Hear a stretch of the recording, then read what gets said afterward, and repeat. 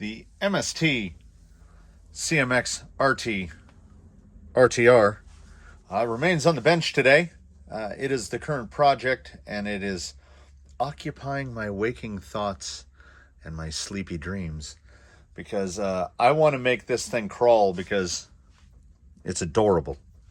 So, first things first, for at least this moment, we were retaining the 55 turn Hobby Park. I refuse to go away from 3S. All my crawlers run on these tiny little batteries, and I want to keep it that way. So, according to the manual, the smallest pinion gear that this gearbox will fit is a 17. I have a 17 that's going on there. I had issues with the drive shafts, which were probably due to me putting them back together incorrectly when I pulled the transmission out, but that's neither here nor there. The singular problem that I had with Blue Sky High, the MST CFXW, is that the little fluted drive shaft inserts, I snapped, 5 or 6 of them. So when I ordered this, I was like, I'm just going to get these. It's not a problem. As I mentioned, the motor is staying, but we've got another Quick Run Fusion 1800 kV. Well, where is that going, you might ask? So, currently, Zoidberg the Capra is running on a 1080 with a Tekin HD 35 turn. This is running on a 1080 with a Holmes Torquemaster Expert 21 turn, which I have long thought is too much motor for this truck. So when I was this close to pulling the trigger and just ordering another 1080 for this, I thought I already have a slew of 1080s. So the 1800 will be going in Zoidberg, which will free up the Tekin and the 1080 in there. The Tekin will go in here, replacing the 21 turn, a 35 turn for a 21 turn, because I still believe that on a 2-speed TRX4 transmission, the 35 turn is the way to go. I will then have to figure out where to put this 21 turn Torquemaster Expert, because that is a fantastical motor. Might have to build another rig to use it. Anyway, so the first step of this is put that in there, take that motor out of there, put it in there, and then the speed control out of that goes in there, and then we will pair it to the RC4, which is becoming my favorite economical radio by a wide margin. It's got throttle curves, it's got brake curves. Here's the side that says things that I can understand.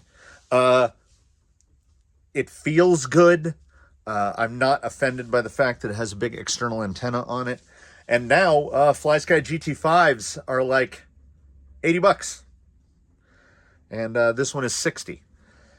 So, have to move this guy off to the side for a minute while if you've ever done motor work in a Capra, it's a blast, because you essentially have to remove the 4 upper shock mounting screws, then 2 screws here on either side, and then the whole body, the whole cage just lifts off. But not really. Like, it gets caught on everything. So something as simple as a motor change, or if God forbid you needed to change a pinion gear in a Capra, takes like 45 minutes. So I had always thought the Capra needed something a little, a little torquier, a little lower. Anyway, I saw this as a grand opportunity to spend a couple hours moving electronics around from one rig to the next. So hopefully it will be less than an hour to get all that stuff out of there. And then I can move that stuff to over there, and then that stuff to over here. So I'm going to get started on that. And perhaps just for my own edification, let's do something real quick. Here's the sound that a Zoidberg makes. Let's see. I genuinely think most of that is going to be gear noise. It will be very interesting for me to see if there's any reduction in volume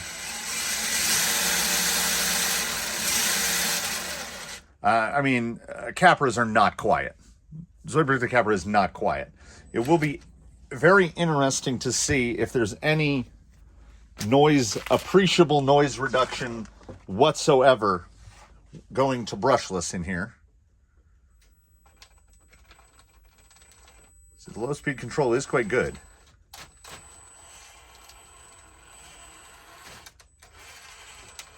Let's see, there's a lot of whine there.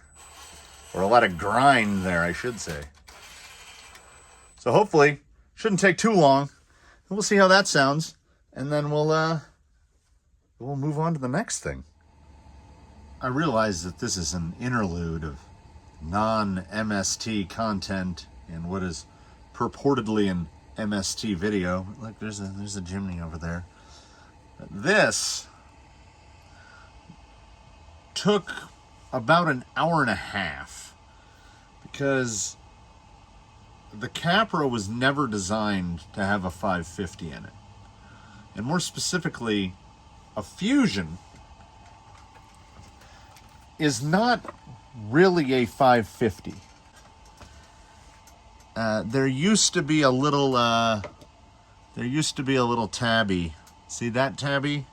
There used to be a tabby just like that right there. But I was committed, so I cut that off and moved the link to the lowest position, which actually gave an obnoxiously straight drive shaft angle. And now it sits with kind of a squat. I might actually have to go back up a string rate in the back, but I probably won't. Yeah, I mean, Capra's flex. It's definitely got that going for it. That's why I kind of left that panel off for the moment. Volume-wise, I don't know. I feel like it's just, what noise there is just drivetrain. I don't hear any motor noise. And the low speed is disgusting. And not just low speed sitting on a plinth, but if we actually give it some.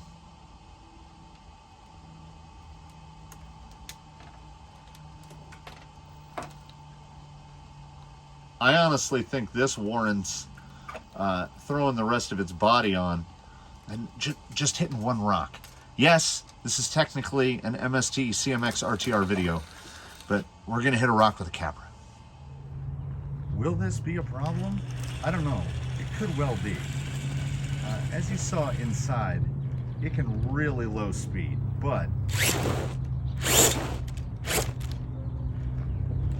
1800 kV might actually be too much. I mean, the low is so low.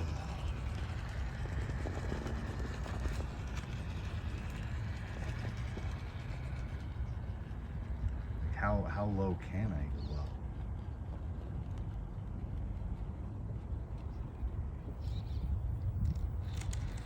This is definitely silenced the Capra. And of course, drag brake is, do we want to go back up that backwards?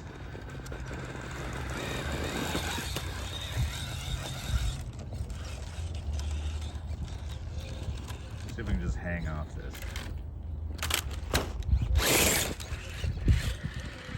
Yeah, that 1800 has got some pop. I mean, it's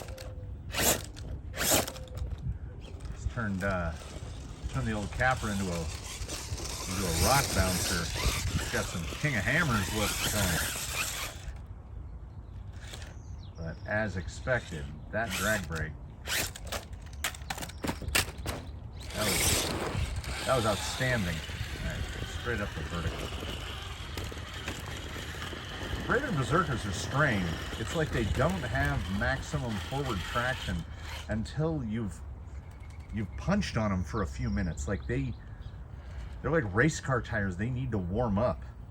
Let's go to speed. Let's see what we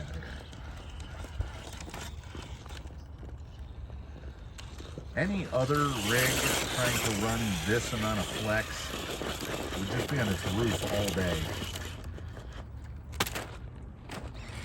Suddenly the Capra, I hope I still have a weight sheet somewhere, because it would appear that going to a hobby wing, just as Blue Sky High's CG improved radically when it lost its speed control and went to an all-in-one system, the same appears to have happened to the Capra, because I've rolled it out here a couple times and it just lands on its wheels.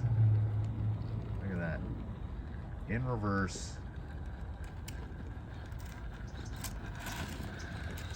No problem. How about up the steepest part right here?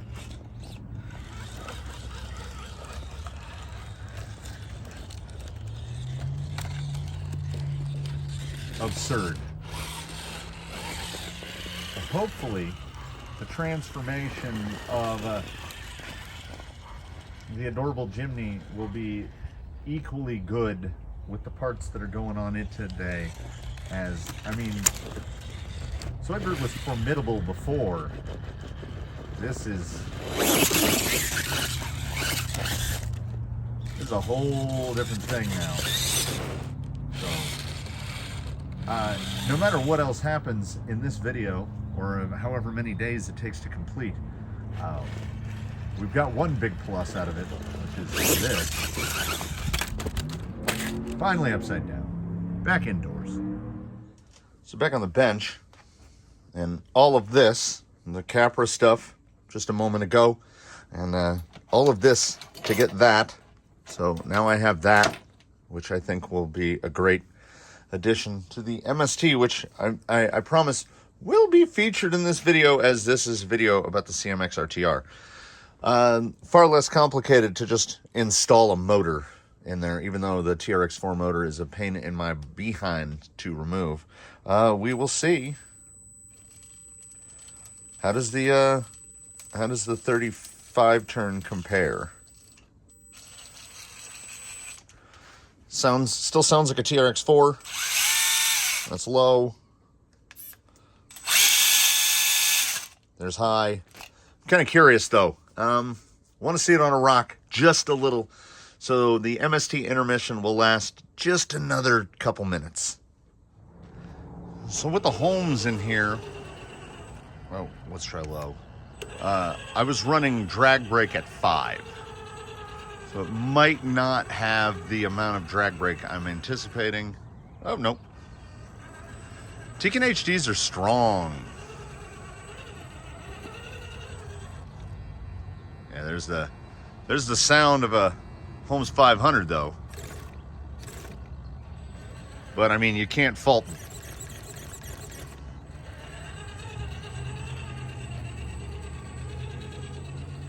Yeah. All right, let's try super low. Yeah, see, that's what I wanted. It's taken me some time to learn, but I contend that if, yeah, see, I can dial a little more drag brake in there, take it maybe up to like a 7. The 1080 has 10 steps of drag brake.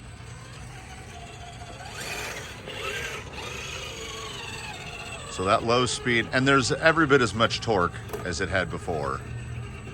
Going from a 550 to a 540. It's a very strong 540.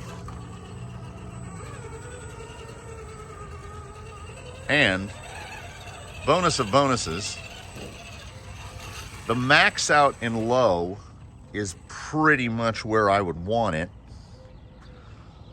But in high, so here we are in low, and then we can shift.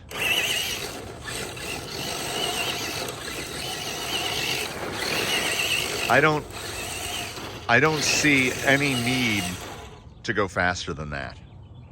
So just one internet stranger's opinion, but the 35 turn in brushed is the motor for a 2-speed TRX4. There it is. Now, I promise, back to the MST. I'm not going to include it, as this fiasco is already getting more and more out of hand. Daphne and Zoidberg the Capra are back asleep in their usual positions. So here is the summary of what will happen to the MST. This is the official revision 1. Okay, so as of today, it will be 17 tooth pinion. If I hadn't taken a moment to complain about it before, the wheel hexes are old-timey style, where they're plastic hexes and a cross pin, and they're not held in by anything. Every time you take a wheel off, a hex will come off and a pin will fall out. Every single time. They don't stay on the rig at all. So, cheap clamping aluminum hexes, I find that to be important. Bearings. I'm calling them bearings today to replace all of the bushings. I will get these tires mounted on the rims that are right there. There they are, right next to the mariachis. So get those tires mounted. Those are 100. These are 100 millimeter. It's really kind of a test to see if a 100 millimeter tire is the way to go. I don't like the 90s. The 95s would be okay, but the compound on them is not great. I can't even find them. They're in here somewhere.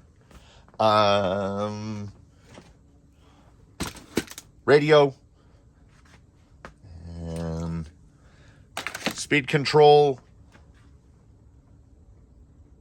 I think that's it. Pinion, speed control, bearings, hexes, new tires, radio, where I can put some programming to hope to get some controllable low speed, dial some low speed into this. So that's the goal. That's revision 1. Revision 2, which I'm sure will take place in the future. I might have already ordered some stuff. Will not be significantly impactful, I don't think. I think the biggest changes I'm going to make are going to be right now with this. And if you've ever had an RTR vehicle come with bushings on it, boy howdy, this is a kit in reverse. You have to take everything apart. So I might set her up for a little time lapse here, and I'll get to stripping this thing down.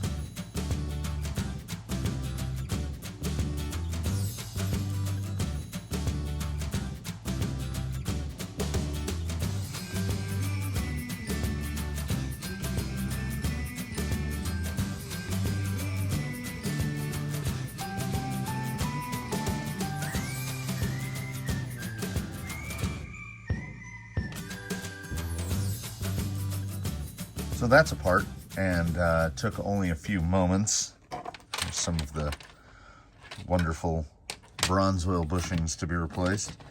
MST never promised me otherwise, but it is definitely plastic gears inside this bushing fitted gearbox because it weighs nothing. I've got to get inside these. Those bearings come in from the inside. That'll be fun. Interesting to see how many will be in there. I'm also interested to see what the insides of these look like. The chassis, once stripped down, I mean, nothing. I didn't weigh this thing in stock configuration. I probably should have. And as someone pointed out in the comments, and I think they are probably correct, I think 50 weight is too much. So I will probably pour that out and just pour some... Probably 35. A lot of RTRs keep coming with 35 weight. So I'll pour some 35 in there. I will get this thing pulled apart because I really want to see what's going on in there. It does just use a regular cross pin spur gear mount. And the spur gear is of better quality than the mount. And there are some corners cut on the CVDs in the front. Usually this is like a pin retention style, but they just use a circlip around the outside to hold the pin in. So we've got, I mean, maybe that's good. Maybe you get more steering angle that way. I don't know. It just seems, kind of hack bodgy to me. But we we press forward, and with a snap of my fingers, we'll be inside that. And there's the snap. I'm going to criticize MST out of one side of my mouth, and I'm going to compliment them out of the other side. This little piece, you think, oh, we've got a whole plastic do job. Nope, that's a piece to literally hold the spur gear cover on. That seems like a lot of unnecessary machining if you're asking me, but I guess they do save some weight because the motor mount plate is tiny. This will not be going back on. I've never been a spur gear cover guy coming back from my days of nonstop bashing. Like, unless I was building a rig to drive on the beach, I wouldn't use a spur gear cover. So, my attack is they use a mixture of, you need a 2mm driver for that and a 2.5mm driver for this. I don't like that. I like when you're going to use all the same fastener, but at the same time, these are all one length, and these are all one length. So, correct. There's the one oddball, but he only fits in one spot. So, I mean, it's okay. There's definitely some proprietary stuff here. You couldn't just throw a different top shaft in there if that were your desire. The top shaft is basically a tube with a hole in it. And we've got a reduction gear. We've got a stack gear there. And then the main gear, which is an adorable little 3-bolt. But, I mean, it's 3-bolted to plastic and held in place with a cross pin. So don't go grab a fiery brushless system and put it in your CMX, which, I mean, it doesn't need it. The thing weighs 2 to 3 pounds. But this gear case is not designed for crazy nonsense. Like, I think the 55 turn might be too peppy. I'm hoping I can, with the gearing it down, some bearings in here. Grease wise, just enough to coat the teeth, which, that's fair. I mean, there's actually a little, you can see a little bit of extra build up there. I mean, I've gotten gearboxes that had nothing but a little bit of light machine oil in them. So I will get the bearings put in this and put it back together and grease it up, and you know, I might put something real light in here. We might go full super lube, which, to anyone out there who's never used super lube, it is, yeah, creamy. It's basically just some sort of petroleum base to hold Teflon in it. So it doesn't last. Like, if you use it in an open gear environment, it's going to wear off really fast. But as far as slickness goes, nothing comes close to super lube. And then in the YouTube snap, there'll be bearings in here. I will say that all plastic gears inside a gearbox do have their advantages. We've got the beautiful Avid Rc bearings. These are my favorite bearings. They've got the metal shield on one side and the rubber shield on the other. So you put the metal facing in, so you get that just tiny little bit less drag in them. Little super lube in there, and like, that doesn't make any noise. And that is smooth. Oh, and the advantage of plastic gears is you need just a little smidge of grease on there and you're good to go. That's it. 6 bushings under the gearbox. I'm guessing there are probably 6 in each axle. So we're looking at about 18 bearings total.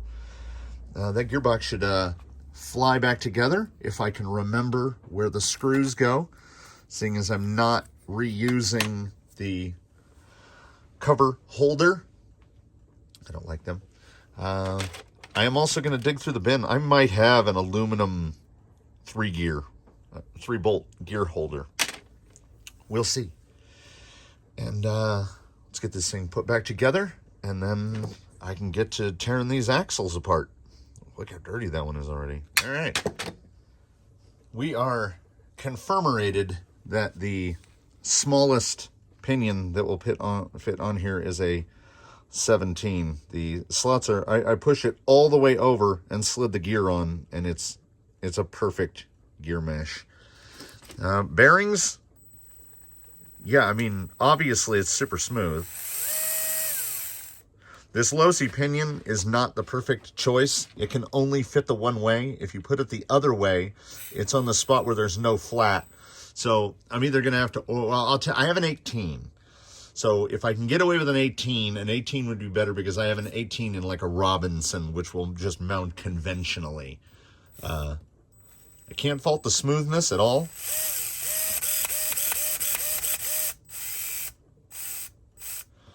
But let us see.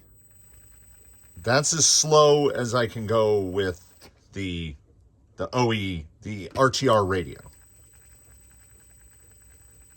So we'll see what I can do with the Radio Link radio. And, of course, the Hobby Wing, which will enable me to dial in a little more low speed. Also, listen to the motor whine. We'll see if a proper 1080 has got better pulse width modulation than the Rebadge 1060.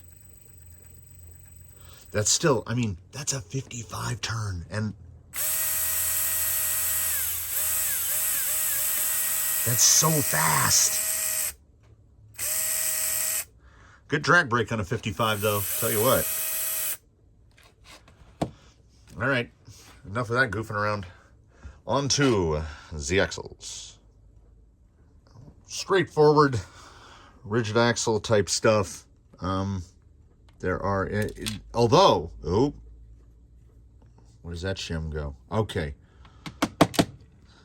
Note to myself, as much as to anyone else, shim between the E-clip and the soon-to-be bearing.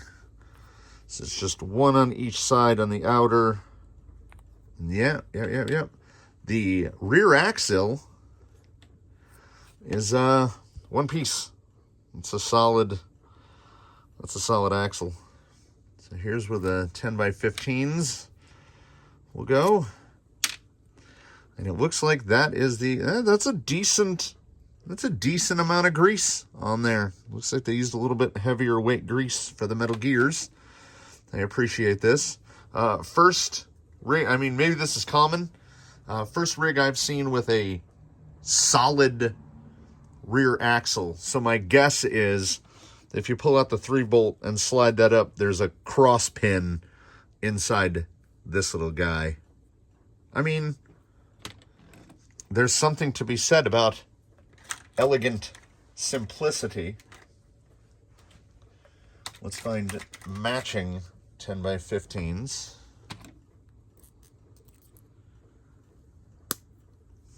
This it's pretty straightforward.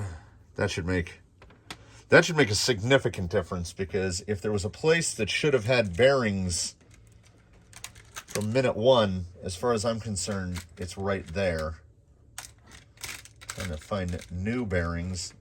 I mean, yeah, I know they're like 25 cents, and I have a really difficult time discarding bearings unless they're like completely shot.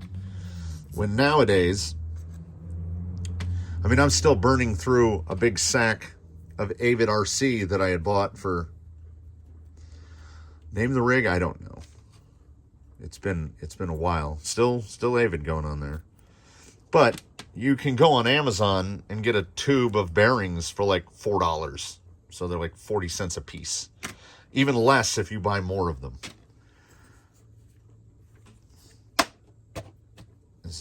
Is that retained? No, it's just tight. Ah, no. Ah, I was wondering when we would get to the two oddball-sized bushings in here. I think that's another 5x10. And then the inner one, which will be the fun one to get out, is a 8x12? 8x12 by 3.5? Yeah. And he's been slipping in the race there, as he's very polished on the outside. Come on, get me a focus.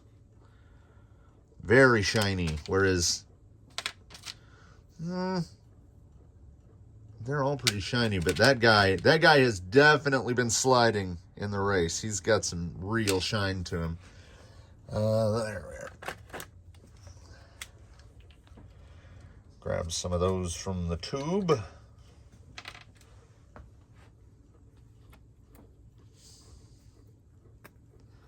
There we go. Where'd I put the half of the axle? There we go. And grab a 5x10. Oh. That goes like that. Oh. Has he forgotten which direction the axle went in? A little bit. I think it only fits one way. Yep. Thank God. Whew. I never pay attention to this stuff, and usually comes back to get me. Ooh. That's likely too much. So we'll just put a little like that. All right, all right. That's what happens when a battery finishes charging. It's very annoying. Oh, this only goes one way. Excellent. Nice. Oh, yeah. Yeah. All right, so second verse will be not much different from the first. Get this bolted back together and start putting this guy back together. If anyone was asking themselves, boy, I wonder if he's going to have to take the servo off to get the case apart. Oh, baby. First, you have to unbolt the servo from the servo uprights. Then where this is mounted, like that, you have to unbolt the servo uprights from the bottom and then pull that off to get to those screws. There's no, like, if you undo the screws from the bottom, you can take the servo, you have to take everything apart. And you think, oh, I've gotten through it. Then you see this right here, and you go, well, how does that go? Okay, what you got to do, you got to take the snap ring off, you got to take the pin off, you got to take the axle stub off in order to slide that out over the universal. So this thing is built together. You have to take everything off to get to the diff in the middle. I hope that this is not a thing that I have to do too many times, because, oh, these are a pain. Like, they only fit one way. They've got the little, there's a little, can you see the tooth? They get the little tooth that goes in the hole. Ooh. And then it'll take 5 seconds to change the bearings, but it'll be done in a minute. I mean, perhaps longer than 5 seconds. For more fun, the stubs are pin retained on the inside in there. Got to take those 3 bolts out to pull that apart. Yeah, those are slave bearings. They can't come out. So the rear end, boop, boop, boop, done. The front end, you literally have to disassemble it down to where, as you can see, when I pull those 3 screws out, nothing of the front axle will still be assembled. I will have pulled every single part apart to replace 4 bearings. Six to replace 6 bearings. I mean, I don't know if I should complain, but once again, if this had just been sold as a kit, I could have just done this because nobody is still using these. No one. Oh, this is tiring. I don't know if it's tiring to watch, but it's tiring to... It's going to be a pleasure to just pop these 4 out and replace them. I feel like I'm getting near the end of at least the axles, though. I mean, the radio still hasn't come out of the box yet. So I'm not coming back in here until that is put back together. Whoosh. I really should have made a checklist so that I could tell what I'm doing here. Bushings all out, bearings all in both gearbox and axles. Flopsy plastic hex adapters are out. Economy aluminum clamping ones are in. Everything obviously feels very good. How could the rear one not feel good? That's a solid axle. Front feels even better, really. So those are back together. I think I forgot to mention, I showed these earlier. I really love MST's drive shafts because they're captive. They don't come apart. It's impossible to key them together the wrong way. You put them on and they're on. I think at this point, probably desolder that. Solder the other speed control on, which, it does have bullets, so I will desolder the bullets from there, solder that onto that, and then get this thing put back together and get a radio hooked up. And then I got to mount the tires. There's still a good bit to go, but you know what? It's early in the day. I am going to get this thing on a rock, and God willing, this adorable little monster will actually be able to crawl a rock, as it is sold as a rock crawler. And up to this point, it remains not a rock crawler. So I'll be working as fast as I can with fingers crossed, you know? I should probably uncross them to work faster. Reassembly note, as I've gotten to here. Putting these links back on, this thing should really have offset links, because as you can see, just in static setting, they're as close to the edit as you can get. And as soon as you start to turn them, they're binding against either the chassis plate or where they mount on the axle. So this thing's flex is severely, like, it just stops right there, is severely limited by the straight links hitting on the chassis plate and the front. So, I mean, maybe that's all the flex that it has anyway, but it really hits.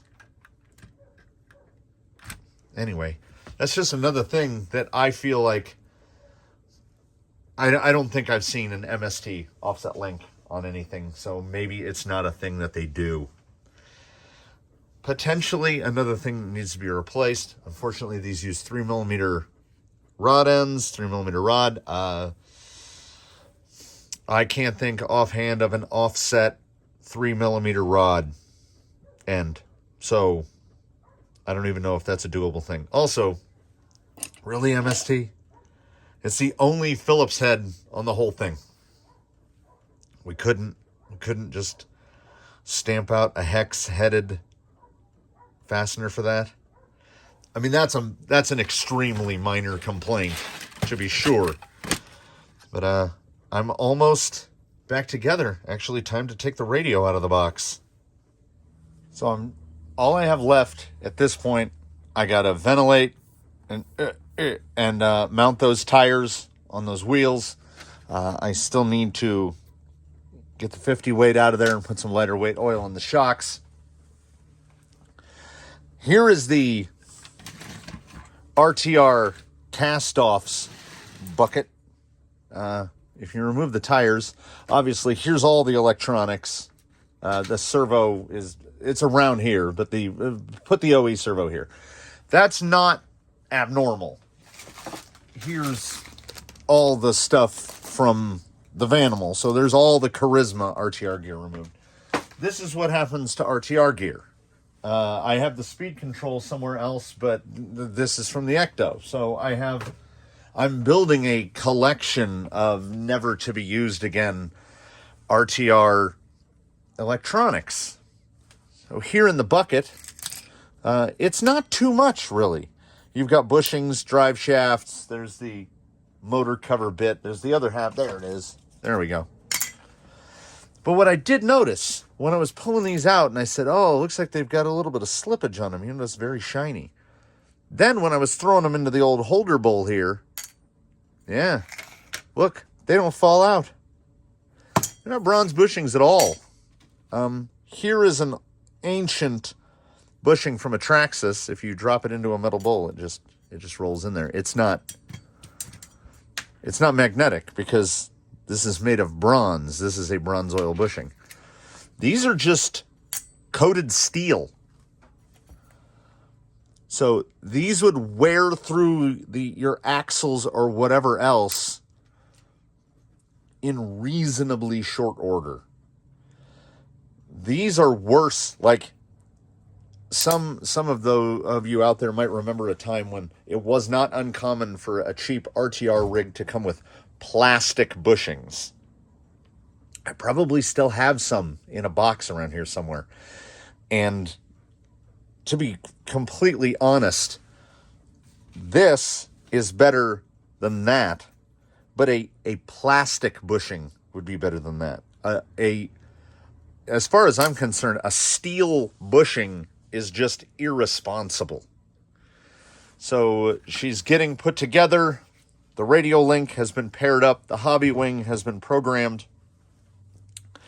Shocks, tires, rocks. I think it's ready. I think I've made things. I've used up all the bits and pieces that I had here. I've mounted the hand-me-down wheels.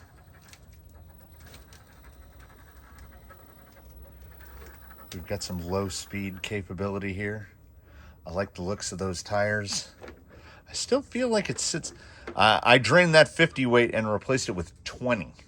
And to be honest, it feels like it might be able to go a little bit lower than 20. Everything in here pretty clean. Got some nice...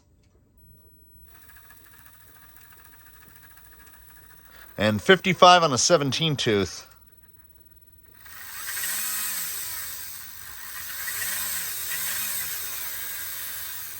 I feel like that's where I wanted to be. With 100 millimeter tires, I think I can safely go to 100. Well, I mean, these might work great. Otherwise, just the tiniest, right? I mean, I would just have to Dremel, just shave a tiny little bit off that fender because it's really the only kind of spot where it actually strikes. We will shortly find out if the flex is okay. I think the flex could be better if they had curved links. And it might be a possibility. I left one extra hole. It might be a possibility to raise the body one hole and then maybe not have to cut it. But I like the look of it on the 100 millimeter tires. It looks pretty good on Lil Yellow's hand-me-down tires. There's definitely a little pop and rub there. But where are we going? Oh, before we go out there, I found one in the bin. Look at there. Plastic bushing. 5x11x4. That's a thing. Anyway, to the rocks. I considered heading directly for the apparatus to see if what the limiting performance factor is now. Is it the tires? I mean, it's probably the tires. I don't imagine these are the grippiest things that you can get a hold of, and they are not.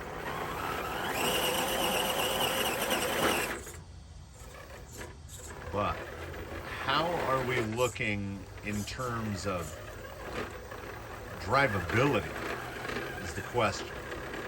It's already made it farther than I would have anticipated on these tires.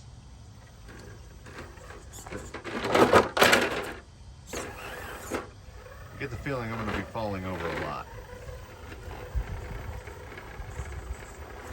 So what we should probably do is head to a locale that is a little more trail and a little less rugged rock. Although, you know, if it's not slick rock, manages just fine. Whoa! That is short wheelbase drag brake fun. Now, I should go forward, right? Yeah, there we go.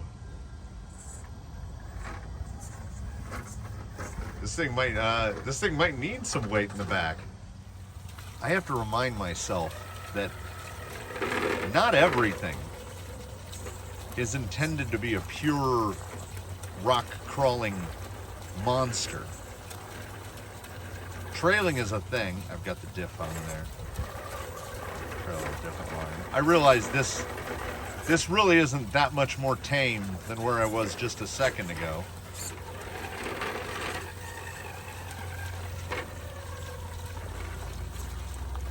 I'm really pleased with how much better it is. The biggest hindrances were A, RTR gear, and B, I put way too thick of oil in the shocks, like way too thick. Oh, here we go.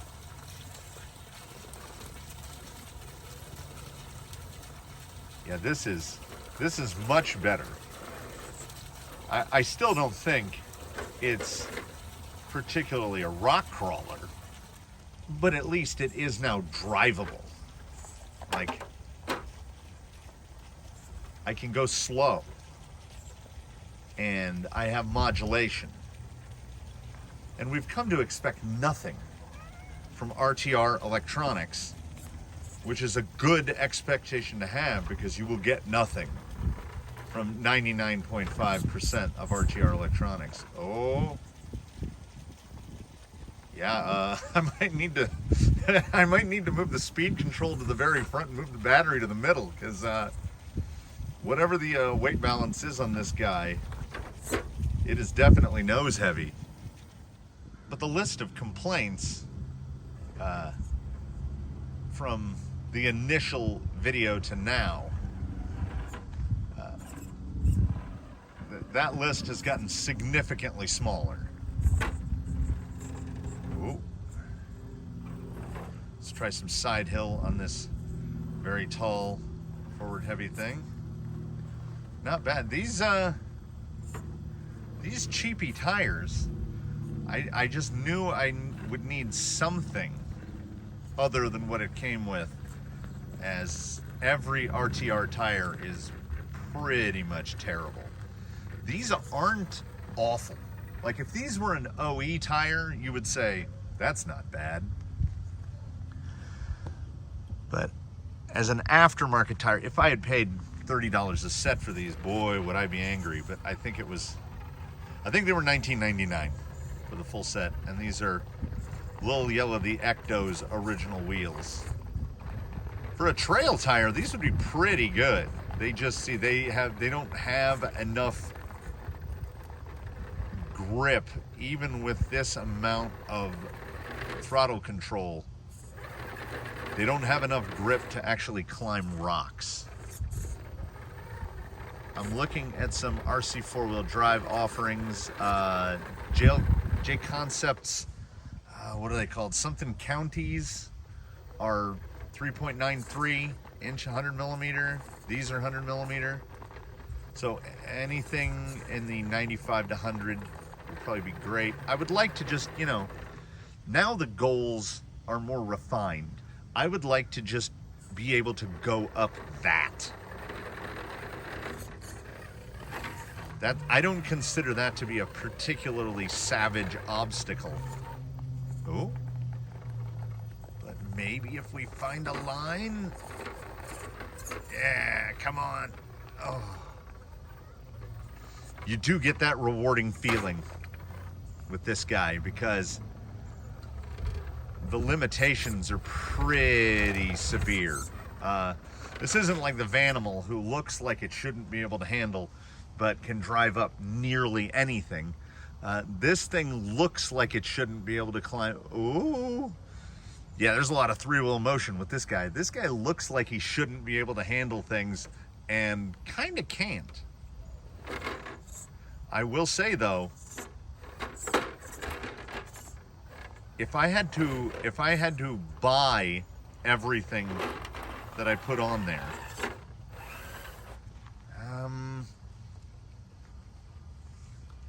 there's probably 150 bucks, including the electronics on there. If we discount the electronics as an RTR guarantee, that when you get an RTR rig, you're going to have to replace the RTR electronics. In terms of necessary parts,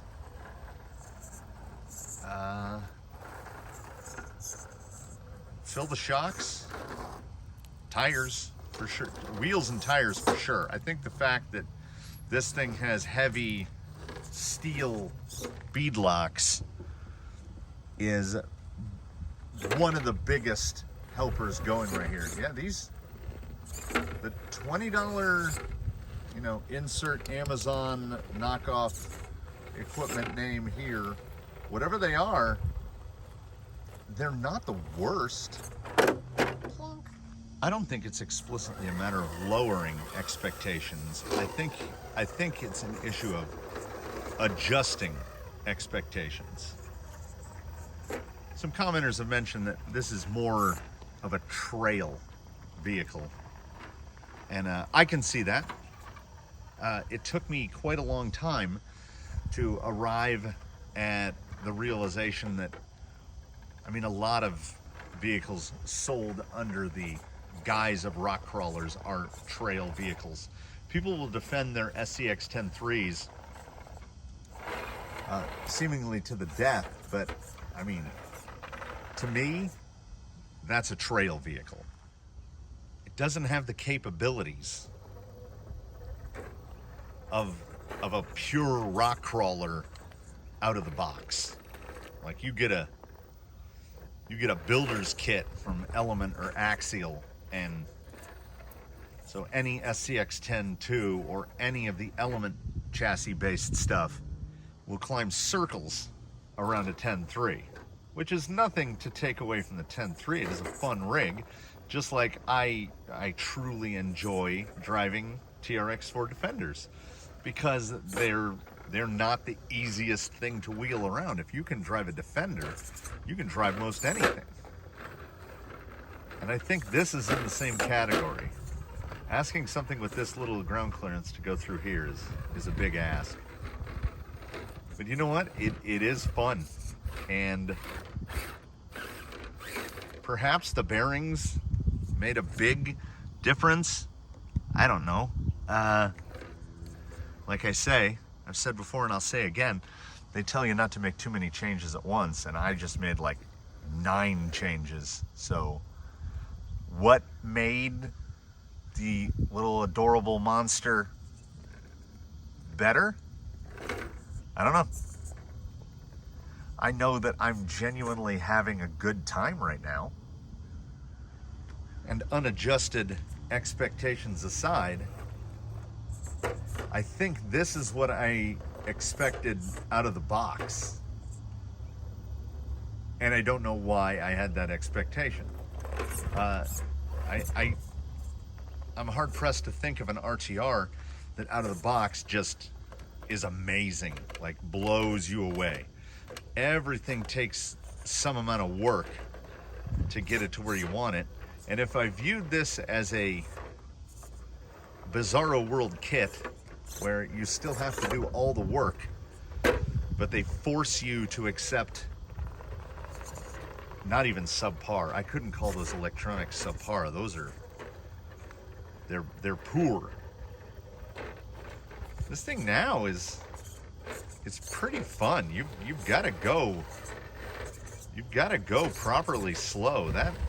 That short wheelbase is a mind bender. The Vanimal on small tires, but a very long wheelbase, a wheelbase over 3 inches longer than this thing, is exceptionally forgiving. And this little guy, this thing takes some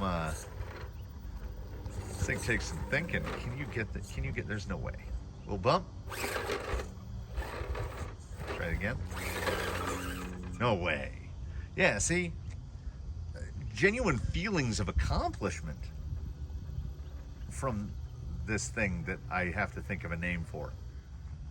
Because now it's tweaking. And, there's a 99.9% chance I put some tires on this. This is not going to end well right here. Come on. Come on. Yeah. The drag brake. The drag brake is definitely outbraking the tires. Did I just hit cutoff? I think I just hit cutoff. All right. You know what? Maybe that's a sign. Yep. Still got steering, no gas. Back to the bench. Wrap this one up. The fun factor is definitely increased now compared to, I don't know, ARTR edition and the revision 0.5 version. Notably, here's the battery I just took out of here. That was the one that was outside. And there's the battery I specifically charged just to film that driving footage, and it was still plugged into the charger. You cannot deny the smoothness.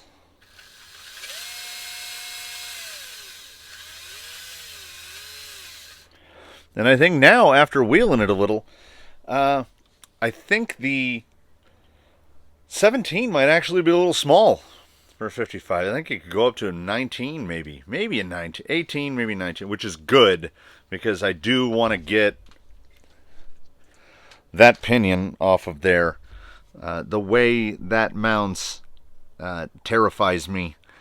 It's just on like that. This doesn't have one of those crazy long shafts on it, so that grub screw is catching about halfway on the very end.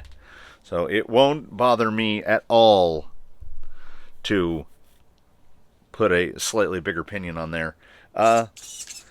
In terms of Amazon cheapskate tires, which I tend to stray away from, except for the knockoff Hyrax, which are fine, these aren't terrible. I mean, as a trailing tire, I think they'd be great.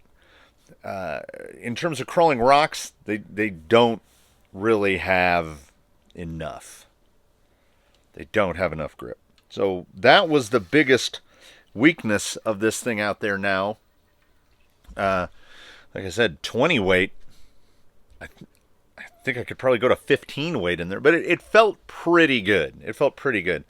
And I think stiffer in the front for sure. The rear feels pretty good. The front still feels a little soft because all the weight is up there. I'm not going to bother to scale it yet.